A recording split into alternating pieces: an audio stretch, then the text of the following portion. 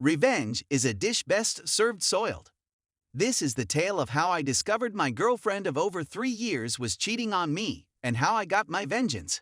This occurred almost a year ago, so it's wonderful to have it all written down. I've been thinking about it for a long. It certainly feels relieving, and I've tried to make it as interesting as possible. Thanks for reading in advance. I guess I should begin by telling you how I met my girlfriend and how she grew to mean so much to me. In the summer of 2016, I met Sarah during a yoga session. I never saw myself going to anything like that. The stupid spandex, the holier-than-thou attitude, the way everyone spoke to one another like they were high. It's not something I ever saw myself doing, but after injuring my back after falling from a first-floor roof at work, I decided to give it a try on the advice of my back masseuse and located a hall in my city that offered introductory yoga lessons. When the time came to go and I stepped through the door, I stood out like a sore thumb. Everyone was dressed to the nines in their finest yoga attire, while I wandered in wearing bog-normal shorts and t-shirt, looking like someone from a cowboy movie strolling into a sci-fi movie set. Of course, I wanted to turn around and go, but the lady teaching the class saw my terrified expression and walked up to me and said hello. I explained why I was there and that I didn't feel very comfortable, but she suggested that I give it a go since she felt it would help my back issues, and if it didn't, well, no harm, no foul. At that time, I felt better and decided, screw it, I may as well attempt to get my money's worth, even if it meant looking like a sick pretzel. When I glanced across the room, I saw the identical face of dread that I had undoubtedly been portraying. That was Sarah. She just recently discovered she had scoliosis, after years of being misdiagnosed and told, among other things, that it was all in her brain. She was there with her mother, who was there to provide emotional support and to monitor her progress. I was drawn to her in the same manner that a drowning person is drawn to a life ring thrown to them after seeing her. After the yoga teacher spoke with her, she called me over and suggested that it was Sarah's first time as well, so maybe we can sit next to each other and provide each other some support. I told her it was okay with me, and she smiled and nodded, so I went over. We hit it off immediately away, and my feelings shifted from humiliation to serious enjoyment as we both tried to blend in with the rest of the class. We were still chatting after the lesson ended, and I felt a true connection and butterflies in my stomach. And as we said our goodbyes, we met one another's eyes, and she smiled at me with a purity that left me weak at the knees for the first time in my life. I wouldn't have gone back if I hadn't met her, but I decided to attend the following week, and as I walked in, I had those butterflies in my stomach again, wanting to see her face, but she wasn't there. As I sat there, I had a sense of absolute dreadness and wondered, what the am I even doing here? I felt a grief that was difficult to define.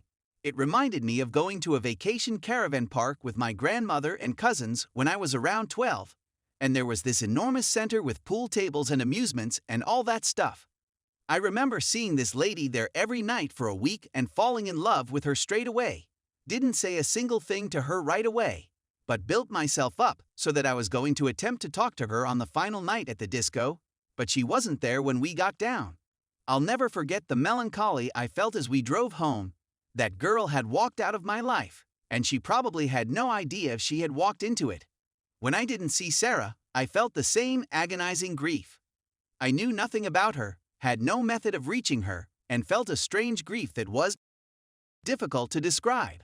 About 4 months later, I was working on a roof, rebuilding a truss that had been damaged in a storm, when we decided to take a break. As we made our way back to the van, the home owner came out and asked if we wanted cups of coffee. We agreed, and she brought us coffee and cookies. I remembered her face from someplace as soon as I saw her, but I couldn't place her for the life of me. It wasn't until that night, after racking my brains, that I realized I'd seen her previously in that yoga hall, and it was Sarah's mother. The second day, I returned to complete the work, and the same thing happened. We took a break, walked down towards the van, and the lady came out, asking if we needed some coffee.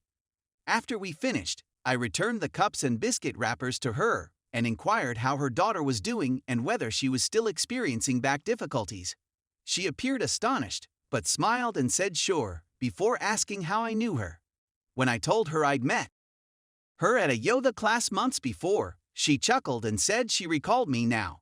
I then handed her a card with my phone number printed on it and asked if she could get her daughter to text me since I needed to contact her.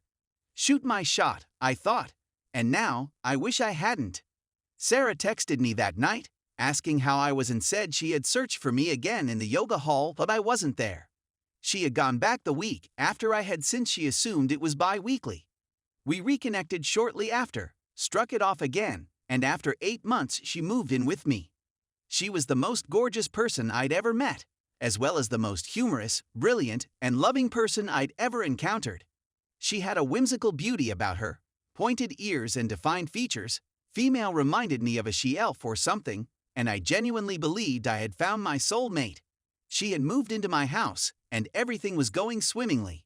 She was on disability and received personal independence payments, as well as steroid injections for her scoliosis, which, coupled with medications and exercises, kept her discomfort at bay. We would take turns cooking while she cleaned and cared for our cat Mitzi. I was also earning decent money, so we were in a wonderful financial situation. When I came home from work, we'd always do stuff like go on walks or whatever, just to be in each other's company.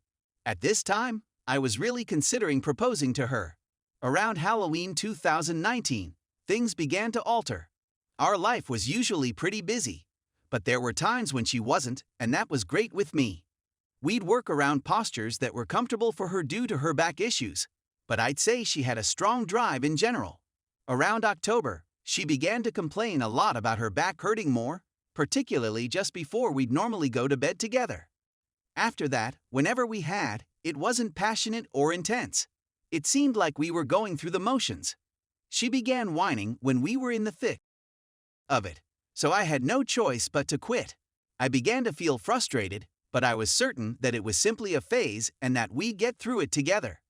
The thing is, she seemed to be okay in other elements of her life, even cheerful. The first genuine red sign for me was when she stopped expressing me love altogether in December. She simply became chilly towards me, as if she was offended when I wrapped my arms around her or attempted to take her hand in mine. She was the one with the hands in her hair and the frequent confirming hugs, kisses, and embraces. When we sat on the sofa, she was almost on top of me. That all came to an end for Mitzi, but not for me.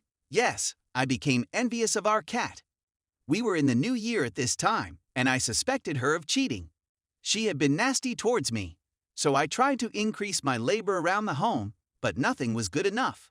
I became a humorless shadow of my witty former self, always being belittled and treading on eggshells, unable to do right for wrong. I got a hold of her phone one night and went through it. Nothing was as clean as a whistle. There were no messages from her friends or her mother, which I found strange. That's when my buddy informed me that if we were on the same plan, I could visit the carrier's website and view all of her phone's activities. We were on the same plan, and I was responsible for her phone. That night, I signed into my BT account, went to mobile. Then her number began sifting through, and there it was, thousands of messages and phone calls to this one number. It had begun 6 months before, and it included dates, hours, and the length of the calls. She talked to and texted this person for hours while I was at work, erasing everything before I came home, then quitting cold turkey when I got back. I searched the number and found a nearby garage where she had previously had her vehicle repaired. I recall it taking a while to be mended and her grumbling a lot. The entire thing seemed to be a lengthy, drawn-out event in more ways than one. I was already certain she was having an affair at this point, so having it verified was more of a relief than anything else.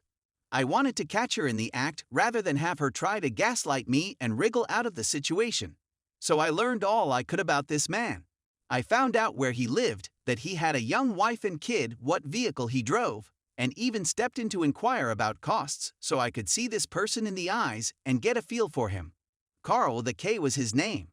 I knew the affair was physical for a variety of reasons, but the fact that their phone conversations and messages came to a halt between 1 and 2 p.m. every day indicated to me that this was the time they were meeting up. I had all kinds of ridiculous schemes, like borrowing a friend's vehicle and sitting at the end of the block until she drove away, then following her to where she was meeting this man and jumping out the car like a surprise. But there were too many variables, and I'm no private investigator. When I drove by his garage at 1:30, her vehicle was simply sitting there, and the building was closed up, so the riddle was answered. I was at my wit's end, ready to tell her I knew everything and get the out of my home, when she asked if it would be okay to go away to a spa facility for the weekend, alone. She claimed she was sad since her back was getting worse, and that this location would be fantastic to assist with that because of all the activities she could do. That she may return invigorated and as if she were a new person. She was correct, since I had no idea who was standing in front of me anymore. Obviously, she wasn't going there by herself, if she was there at all. With this man, it'd be a nasty weekend away. I replied okay, I had a new plan, and this was the last thing I'd ever do for her. If you think this is all a shambles, you're correct, but my view is that I wanted vengeance, and I wanted to get her back in style. I didn't want her to scream at me and gaslight me for days, then leave on her terms, with me as the bad guy. I'd be the bad guy, but on my terms, she'd leave on good terms. When Friday rolled around, she realized the spa was over 100 miles away, so she opted to take the train. I asked her jokingly if she couldn't find anything more local, and she ummed and oh'd until I assured her I was just kidding. I left work a few hours early and drove her to the train station, despite her complaints that she would take a cab, since I wanted to see her go. We get there, and you can guess whose vehicle I see as I hunt for a parking space. That's Carl, with a K. I decide that screw it, I'm going to have some fun and make her squirm, so I park right next to him. They're right next to each other door to door, and she instantly gets anxious because she doesn't know where to look. I'm pretending to seek for anything to drag out the moment, and the atmosphere is razor sharp at that point. What occurred next actually compelled me to deviate from my plan. She began to chuckle quietly. You know when you go to church and someone dies, or when you go to church because someone dies and something humorous comes to mind, and it becomes mental pain trying to think about anything else while attempting to stop oneself from laughing maniacally. She's frantically trying not to laugh. I'm pretending not to see. She's tapping her hand on her pant leg, and out of the corner of my eye, I see him, his head on the steering wheel. She genuinely laughs, but immediately disguises it as a cough and begins cleaning her throat. I start tapping my back, and I'm just thinking to myself, I can't wait to have you back. We've all been the brunt of a joke at some point in our lives, whether it's from passive-aggressive coworkers or when you stand up to give a speech at school with a face redder than the devil himself. But you never anticipate such nonsense from individuals who are meant to be on your side, even if you are scheming against them at the time. I helped her carry her belongings into the train station, made sure she was on the right track, said goodbye, and went away. Carl with a case automobile was nowhere to be seen by the time I got out, so I went back home, calmed myself, and followed out my plan. My strategy was simple but effective.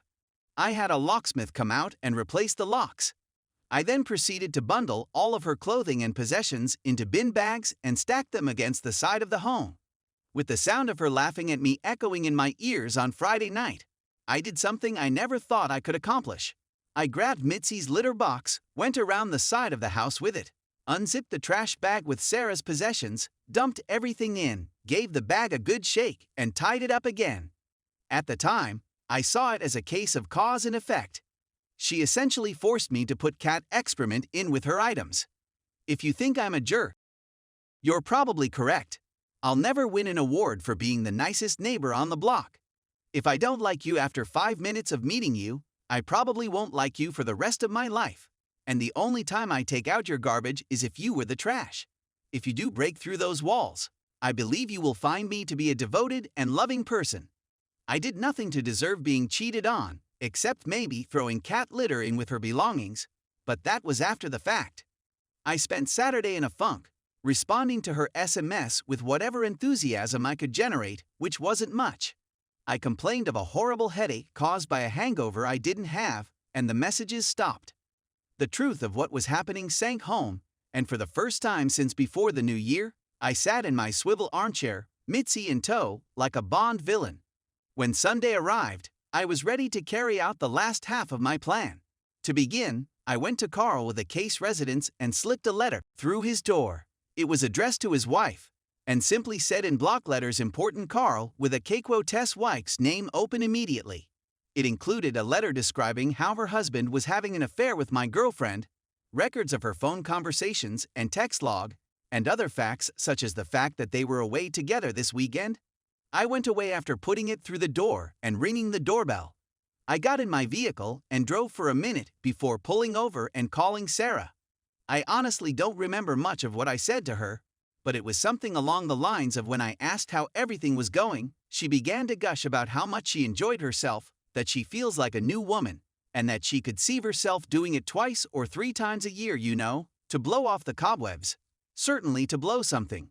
"How's Carl?" I exclaim at this moment. Her yapping comes to a halt, and quiet fills the air until she eventually asks, "Who's Carl?" "You know. Carl. With a K, I say." I then continue to inform her that I knew everything, that I changed the locks, and that all her belongings were located around the back of the home. Instead of apologizing, she launches into a rant, blaming me for everything and literally stabbing me in the back, while claiming that my backbone was blunting her sword. I hung up after telling her that her clothes smelled like Mitzi's excrement. I banned her phone and didn't see her again until Wednesday, when I arrived home from work, and she was sitting on the front step, all the bags relocated. I ignored her and went around the back, opening the back door and locking it behind me. I haven't talked to her since, despite her efforts, including a letter. Concerning Carl with a K, I'm not sure what transpired between him and his wife. I do know that he told a buddy of mine that it wasn't personal. That made me upset, as if that was expected to make things better. When someone says something isn't personal, it simply means it isn't personal to them, but it was to me. Is it easier to forgive someone who crashes through your front room in a 4x4 and obliterates everyone you've ever loved if they didn't intend it?